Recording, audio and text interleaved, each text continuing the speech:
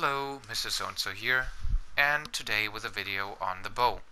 Now in Monster Hunter, the bow in ranged combat often felt kinda clumsy, in particular also with the controls of the 3DS because they were quite limited. So Monster Hunter World improved a lot, and the bow and range in particular feels a lot more like a third-person shooter, so that's definitely a nice thing. What can we do? Let's first draw the weapon by pressing triangle. You can aim the bow by holding L2.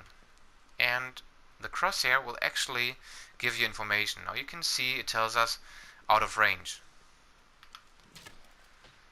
We only do 1 point of damage. Now we get closer. Still only 1 point of damage, not close enough. There you go. We get an orange circle in our crosshair. That is critical range. This is the area where you want to be in to do optimal damage. Let's fire a shot. 6 points of damage, and you will notice we can also be we shouldn't be too close. There we go. Only 5 points of damage. So definitely something to keep in mind, and nice that the game tells us. Okay, with a bow, it would be boring to simply shoot our arrows. We can of course also charge them.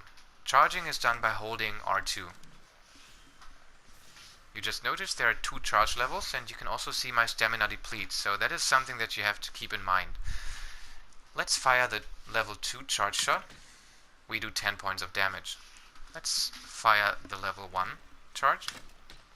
9 points of damage, and for comparison, 6 points of damage by simply firing without charging. We also have something called quick shot by pressing circle. As you can see, it's spreading out the arrows, so you should position yourself in a way that all the arrows hit the monster. You can press it 2 times to go into a power shot. And you can press it a 3rd time to go into an arc shot, which basically makes it rain little spike thingies on the enemy. And I guess there will be more arc shots, of course, depending on the kind of bow that you're using in the full game. Now let's try that by pressing circle 3 times. So quick shot, power shot, and arc shot. There you go. The arc shot can also be accessed by itself by charging, and then holding circle, and then you can aim freely and make it rain again. Okay, as you can see, we also have something called a dragon piercer. So by pressing triangle and circle, we ignite the arrows by striking the floor and shoot them for some nice damage. Definitely looks very cool. What about the evasion? We can freely roll when we're not aiming. Important thing is, when we are aiming and when we are dashing with X in any direction, we directly go into charging, and by pressing R2 we can release the arrow. So let's dash backwards first, so back and X, charging and shooting right away. Let's do it forward, also to the side. Oh, that was too slow. There we go. So this is definitely also a possibility, and also if you have the weapon sheathed, you can run and directly hold R2 to charge instantly. There we go. Now you can also see that I have coatings here. The in-game advice tells you that you have to hold L2 to access the coatings, but that is actually not necessary. You can simply use the D-pad. Now you see we have sleep coating, poison coating, close range coating, which is basically our standard coating when we are running out of coatings.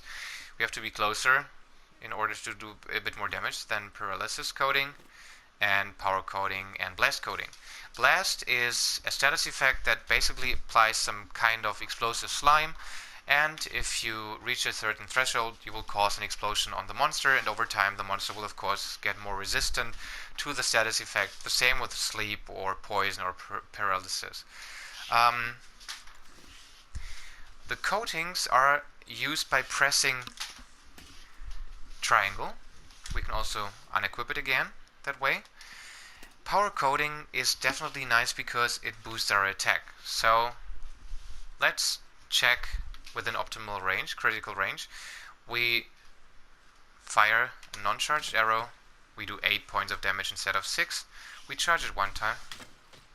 We do 12 instead of 9, and we charge it 2 times. we do 13 instead of 10. So you will definitely notice a damage difference there.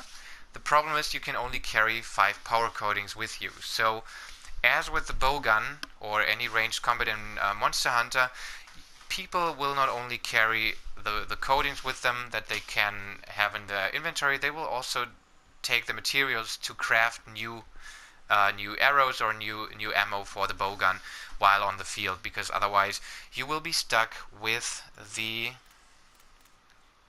bow in particular, with the close ranged coating, where you have to be really close to the monster, as you can see, to still get the bonus damage. There we go.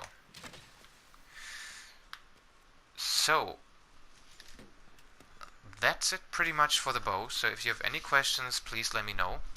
I still haven't had much time to try out the bow. So far I haven't been a big fan of range, but I will definitely also give a try to the bowgun, the light and heavy bowgun. And nevertheless, I guess the next video will be melee again. So expect more, and as I said, please let me know if there are still any questions. And otherwise, thanks for watching.